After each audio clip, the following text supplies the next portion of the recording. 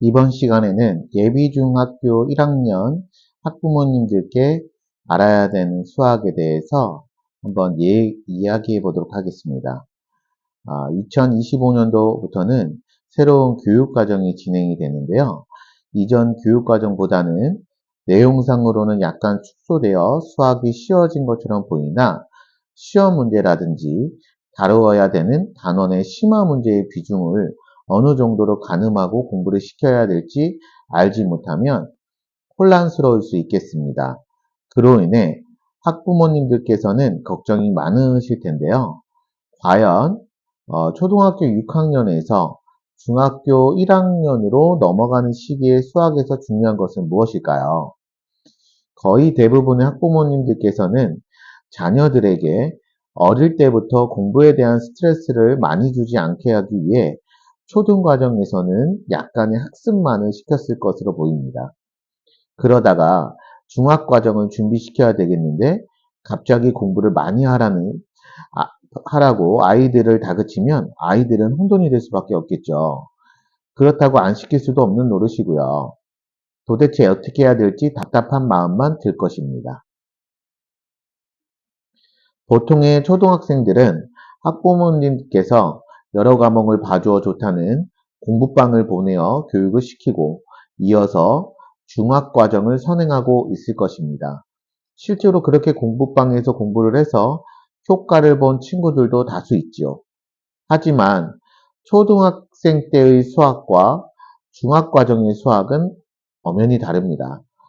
초등수학은 아이들이 수에 대해 연산하고 그 연산을 정확하고 빠르게 하는 것을 주 목적으로 가르칩니다. 그래서 시중에 빨간 펜이라든지 기적의 계산법이라는 책들이 인기가 있지요. 물론 그러한 연산은 수학 공부에 도움이 되지만 중학수학은 연산을 잘하는 것이 아니라 수학의 기본을 알려주고 이런 것이 있으니 그에 맞는 훈련을 시키도록 구성이 되어 있습니다. 그래서 초등학교에선 문자를 쓰지는 않지만 중학과정에 올라오자마자 문자를 써서 식을 세우고 푸는 연습을 하죠. 그 유명한 방정식과 함수를 배우기 시작합니다. 중학수학에서의 방정식 연산은 충분히 훈련을 거듭하면 누구나 맞출 수 있는 연산입니다. 만약에 방정식 연산을 잘 못한다면 그건 아이들이 힘들여 연습하지 않았기 때문입니다.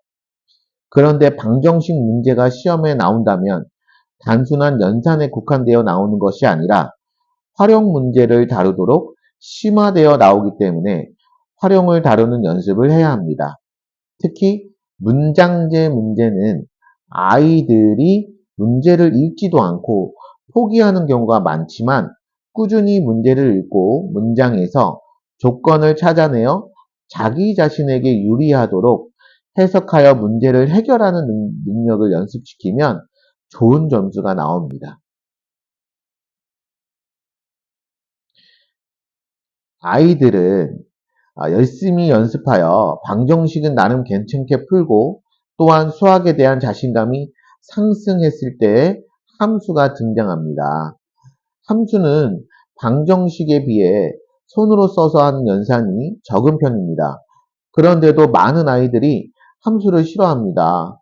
분명히 방정식으로 높아진 자신감은 어디로 가고 함수를 배우면서 다시 어려워할까요? 그것은 함수 그래프를 이용하여 문제를 해석하는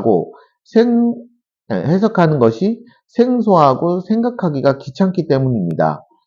물론 시험 점수를 높이기 위해 편법을 동원하여 쉽게 푸는 방법은 있지만 그렇게 배워두면 나중에 분명히 탈이 날 것입니다. 우리나라의 수학은 계속 함수와의 전쟁입니다. 중1 때 함수를 배우기 시작하여 중2 때 1차 함수를 배우고 중3 때 2차 함수를 배우죠. 그리고 고등학교 1학년에서는 1차 함수와 2차 함수의 심화 과정에 해당하는 것을 배웁니다.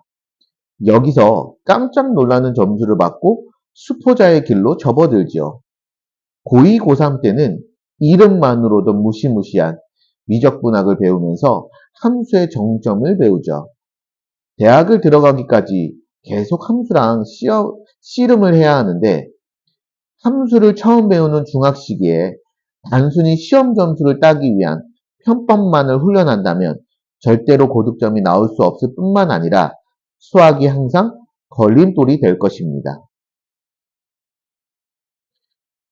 중학교를 입학하기 전에 많은 예비 중일 학부모님들께서는 어느 학원은 진도를 빨리 나가서 여러 번 시키더라 라는 등의 주변의 유혹에 인해 진도를 빨리 나가는 학원을 보내어 더욱이 선행을 해주면 좋은 학원으로 인식하는 경우가 있습니다. 그러나 아이의 수학 학습 정도를 진도로 판단하는 것은 매우 위험한 발상이고 자칫 잘못하면 아이들이 수학이 싫어지는 계기가 될 수 있습니다. 느리더라도 아이가 확실히 이해하고 진도를 진행하는 것이 나중에 수학에 대한 흥미가 생길 수 있도록 하는 것일 겁니다. 특히 겨울방학 기간에 단순히 진도를 급하게 선행하는 것보다는 중학수학에 대한 이해와 더불어 초등수학과 다른 점을 확실히 인식시키는 것이 중요할 것입니다. 초등수학이 잘 안 돼요. 걱정하시는 부모님들께서는 초등수학이 잘 안 되어 있어서 걱정하시는 부모님들께서도 계십니다. 그리하여 초등수학을 복습하고 나가는 건 어떻겠냐는 식의 요구를 받곤 합니다. 물론 완벽하게 초등수학이 되어 있으면 좋지만 그렇지 않더라도 중학교 입학을 남겨둔 시점에 초등과정을 복습하는 것은 중요한 시기에 자칫 시간을 허비하는 경우가 될 수도 있습니다.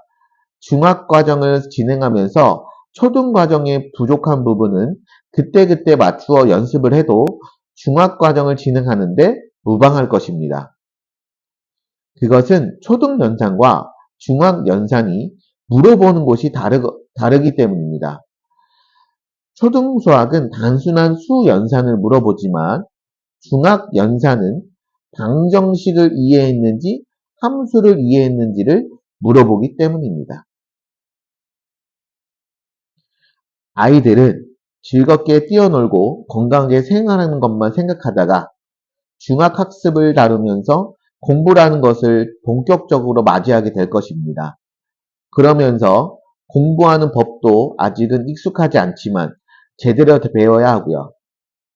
그런데도 단순히 진도만을 선행한다고 생각하시나요? 진도는 하나의 과정일 뿐입니다. 그 과정 안에는 심도 깊은 것들이 있습니다. 시험 기간의 마음 자세, 평소의 학습 습관, 진도 나갈 때 자신에게 적당한 정도의 양 등 이러한 것들을 제대로 알고 익혀야 앞으로의 공부에서 어려움 없이 여유를 가지고 헤쳐나갈 수 있습니다. 감사합니다.